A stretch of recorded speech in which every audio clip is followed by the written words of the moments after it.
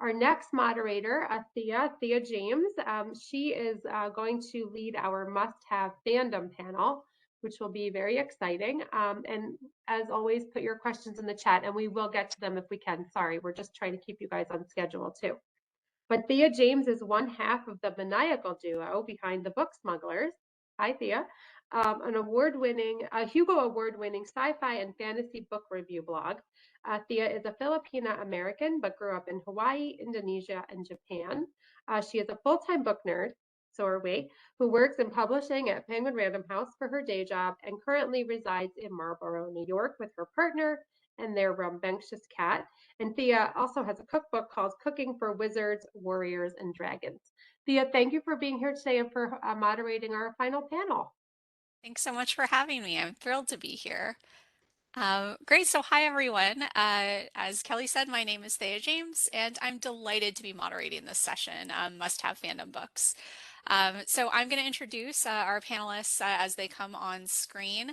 And just a note, Kami Garcia was going to join the panel. She might still make it, but we'll hold down the fort with Edgar and with Cliff.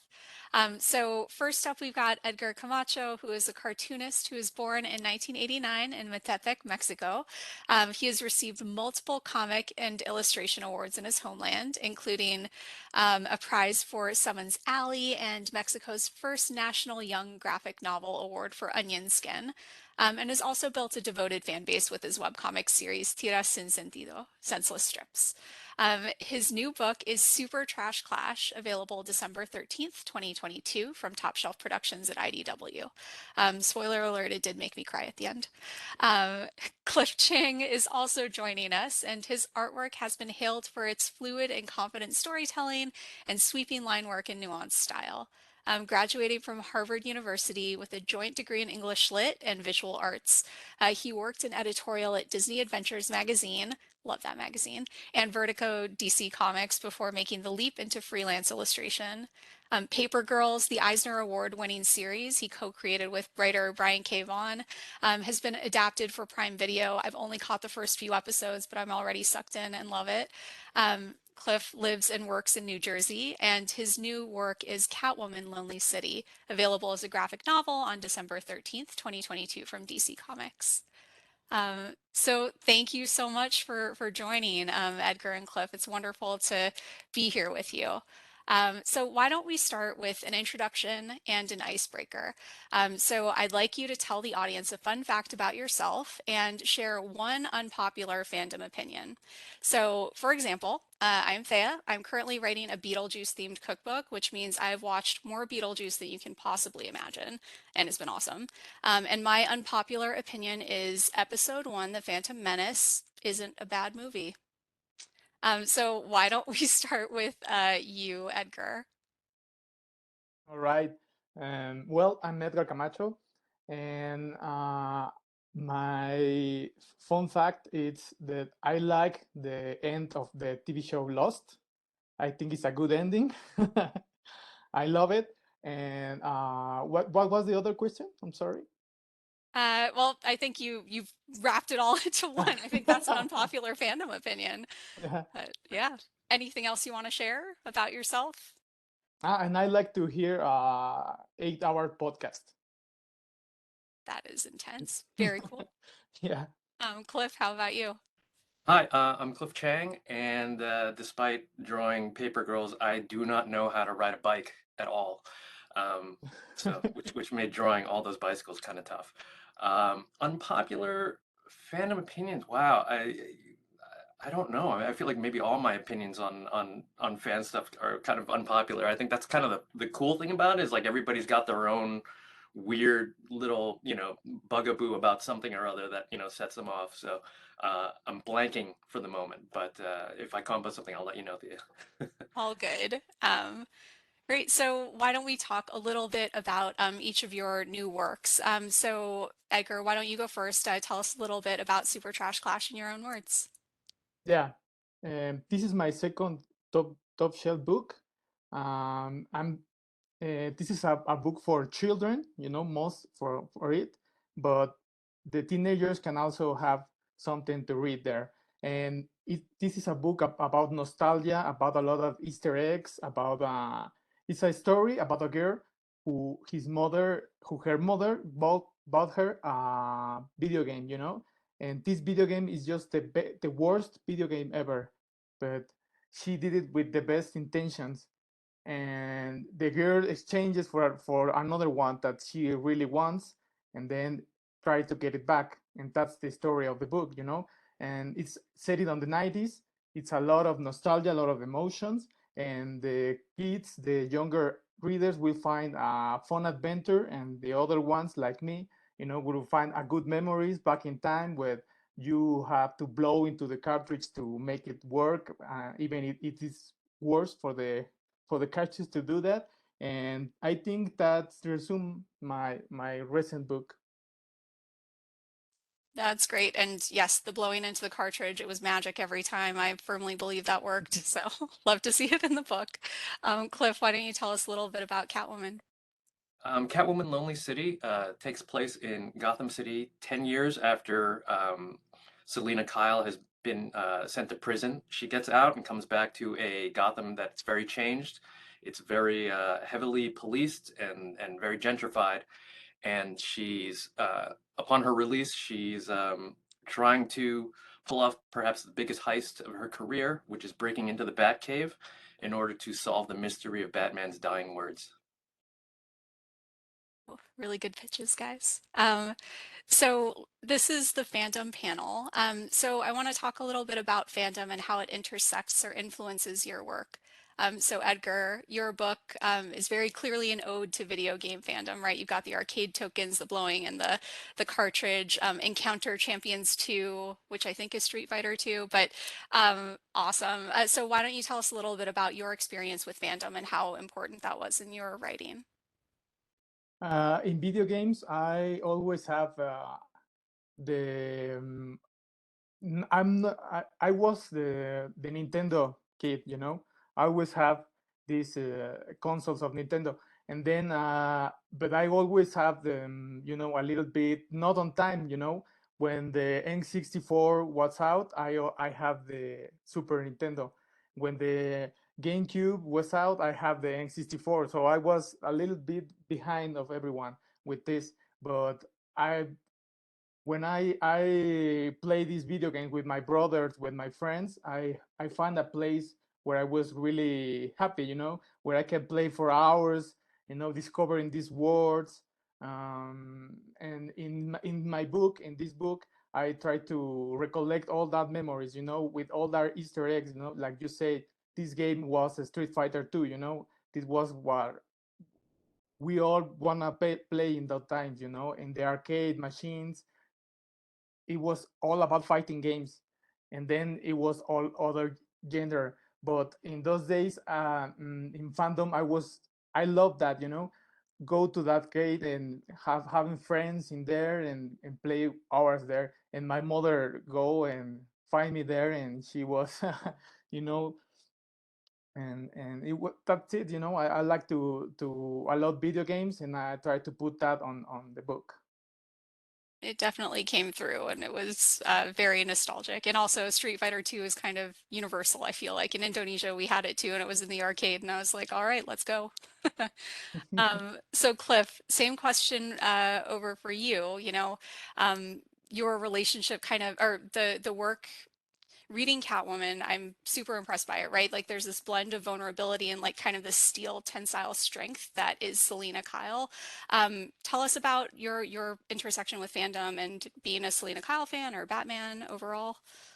I've been a long time comic book fan, Mhm. reading them as a kid and then kind of growing up with them and then re-encountering them as an adult through some of the Vertigo material, kind of more geared for older audiences.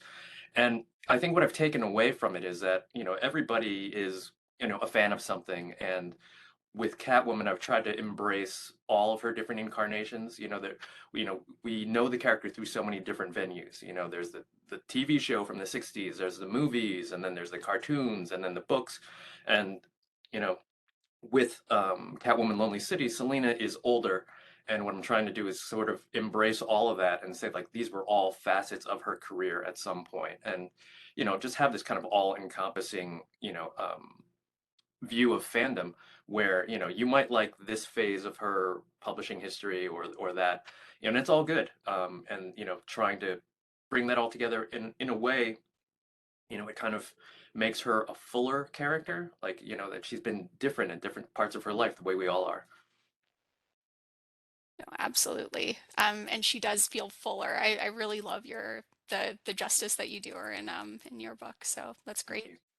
Um, so let's talk a little bit about relationships because they do feature quite prominently, right, in both of your books. So Edgar, as I said earlier, I got teary at the end of Super Trash Clash at the relationship between Dell and her mom. So can you talk a little bit about, relationships in the book or in your life and how that kind of, expressed itself?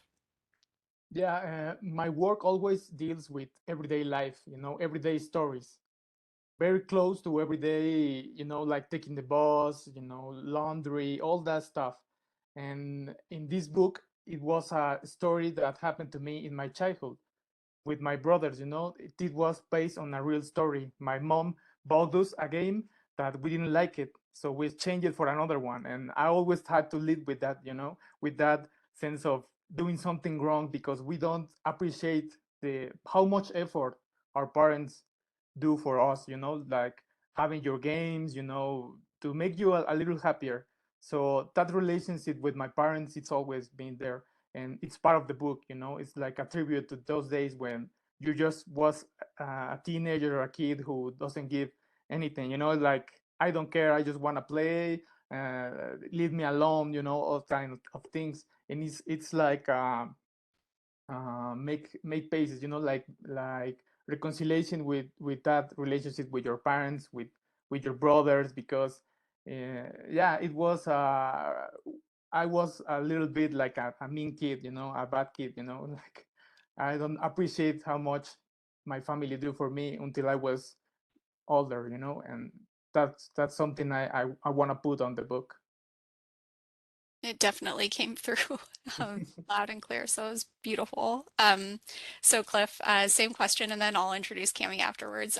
But I think in your book, right, Selena has a really interesting relationship with lots of folks, but I really like the Barbara Gordon and Selena Kyle relationship and kind of the legacies that they're either trying to uphold or tear down. So talk a little bit about relationships in your book. I think with the characters being older, you have this sense of all the time and all the different roles that they've played in their lives and how that might inform how they feel about each other. And then, also in this case, the tragedy that kind of kicks everything off has also, really changed the way the characters interact. Primarily, I think between Selena and Barbara, it's about loss and how you deal with loss. And I think uh, having lost, the most important people in their lives to this tragedy, how do they move on? And I think Selena has not really had that opportunity being in prison, and she hasn't quite done the work.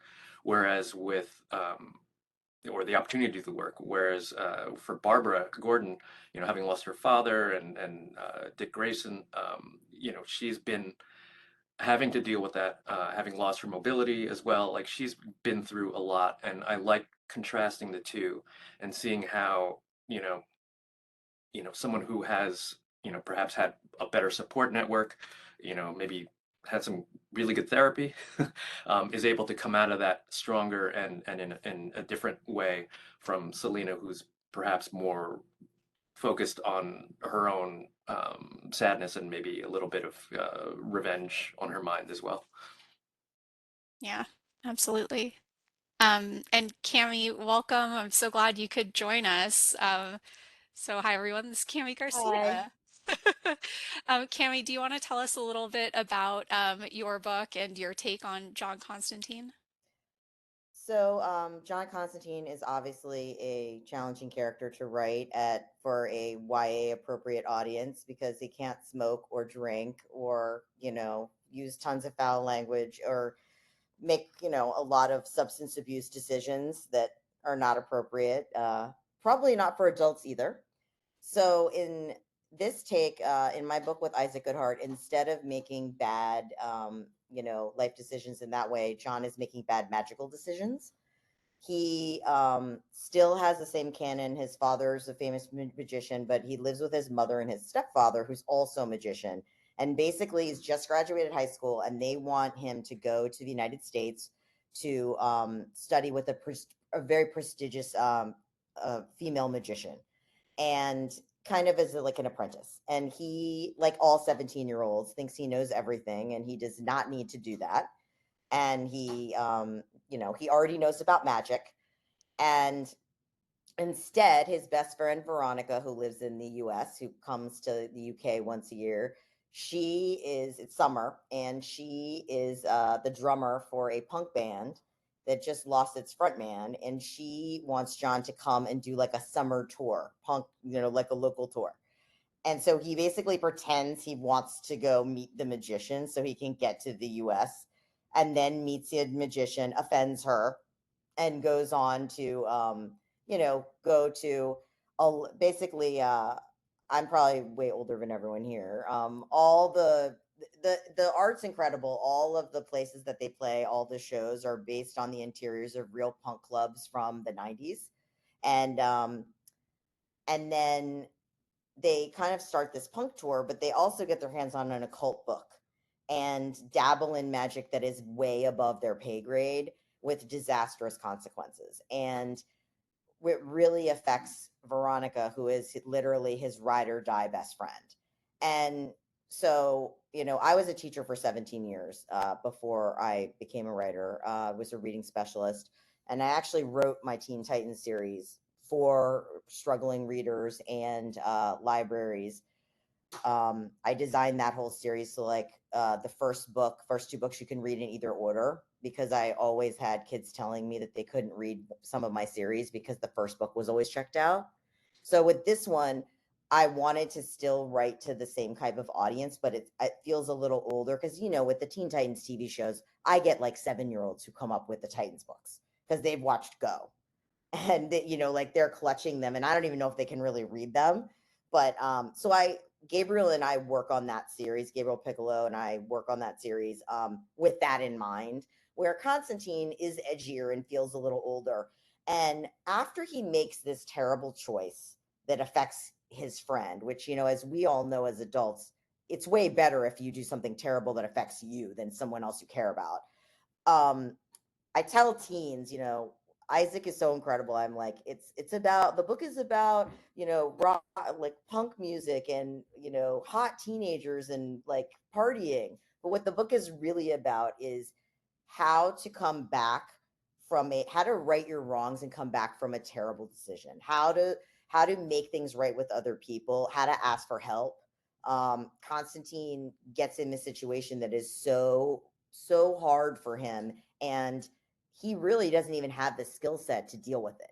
So he has to figure out who will help me. How do I get help? And also he has to figure out how to make things right. We also introduce a new character. Her name is Luna. She's Latinx, female magician. So and John is still bi in the series, but you'll see he dates everyone. He's like got collections of phone numbers stuffed into his pockets. So I think it's a fun book. It's a book about something that's masquerading as just a fun book, which is always what I kind of try to do in my books. I try to make it seem like the book is just really fun, but then I try to layer it in a way with the writing that it has a deeper meaning. And obviously, Isaac is such a master artist, and his layouts really, I have a lot of people, prose writers who obviously don't understand sequentials, who, think that like the artist is like an illustrator, and, like they're just like drawing stuff, that like looks cool on the page. And they don't understand that like the sequential art in the story is part of the story, like it's part of the storytelling. And Isaac's layouts really prove that, because he has all these really cool kind of Steranko unconstrained layouts in there. And just the way everything jumps off the page, I feel like it creates an intimacy with the reader that I really love for teens, because I feel like it kind of sucks you in a way that, you know, I mean, I feel like all the comics I love best do that, but you know, I like to take all the credits. I feel like the artist just makes me look good. That's really like my job, is I get to take all this glory when I really do the easy part. But I just love the fact that it also, the color palettes like purples and pinks and blue. So I feel like it has all this stuff that's just kind of like the I say you know, I always want like these books to be like a gateway into regular comics and graphic novels for teens. When I came to DC, they basically were like, we would really like you to write books that get kids that, you know, might not even either like to read or might not be, you know, be scared to try comics, to give comics a try. So hopefully that's what we did. I think it's gorgeous. Um, and you know, and it is about something, but I always tell librarians, you know, I'm not suggesting you necessarily tell any of your, you know, teens that, but it's definitely got kind of a deeper core. It definitely does, and it is beautiful. The art is fantastic and really does pull you in. And I appreciated your take on John Constantine. I was interested to see what you would do. But you still kept, like, even though it's for a younger audience, like he still has his snark, he still has his sharpness. So worked beautifully. Thank Um, you. It was definitely hard. yeah. I'm sure. Um, and I'm glad that you brought up sort of art and, you know, how that informs some of the storytelling, right? Because the words are one part, but, you know, comics and graphic novels is a visual medium, and manga too. And both Cliff and Edgar, you both write and Drew write these books that we're talking about today. And I know Cliff for sure, like you've worked with Brian and like other writers. So why don't we start with you? How is it different, like doing the whole enchilada yourself versus, you know, working with a writer who's not you? It's a lot more stressful. I don't have a safety net anymore, where, a writer has kind of figured out, the spine of the story and I can kind of just embellish it. I'm doing the visual storytelling, but I don't have to worry about, if the character arcs are working and all that sort of stuff. So this being my first, attempt at long form writing, I was very nervous about it and, did multiple drafts and outlines and beat sheets and everything just to make sure that, it was rock solid. But it, I enjoy it. There's something about doing the writing and the art that I think makes for a particular kind of reading experience that you can get from comics and that you might not get from other media. It's very direct, and I think you also get the personality of the creators, really strongly.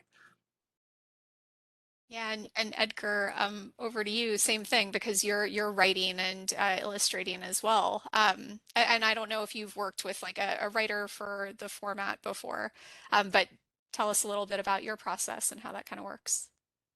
Yeah, I always work, alone, and in a new comic that I'm doing right now, I'm working with a writer, so it's my first time doing that kind of work, and it's very different from everything.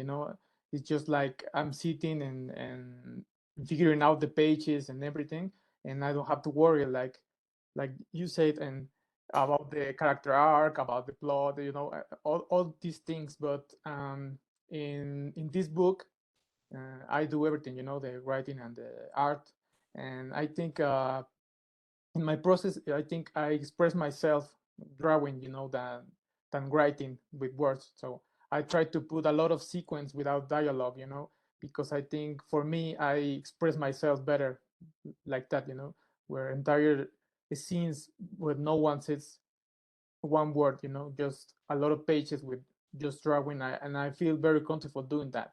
But working with another person is, I'm enjoying that process too, because for me it's just taking a step behind and relaxing a little bit, just a little bit, just to focus on drawing and be more on the page, like not on the whole story.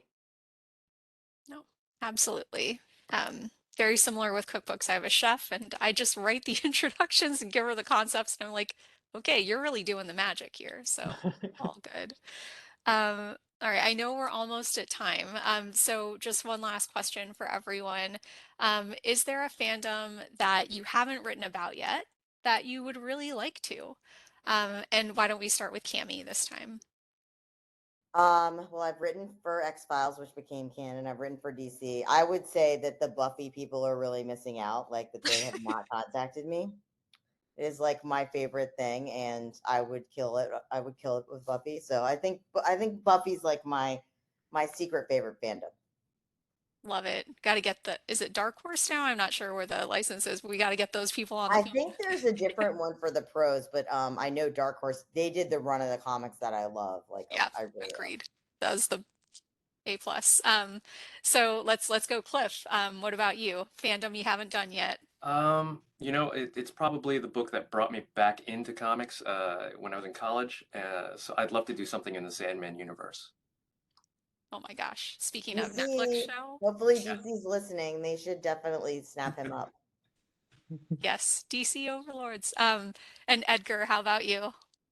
Oh, I would love to do something for Batman animated or something like that, a cover or something, and something also for Paper Girls, like a variant cover here in Oh Mexico yeah. or something like that.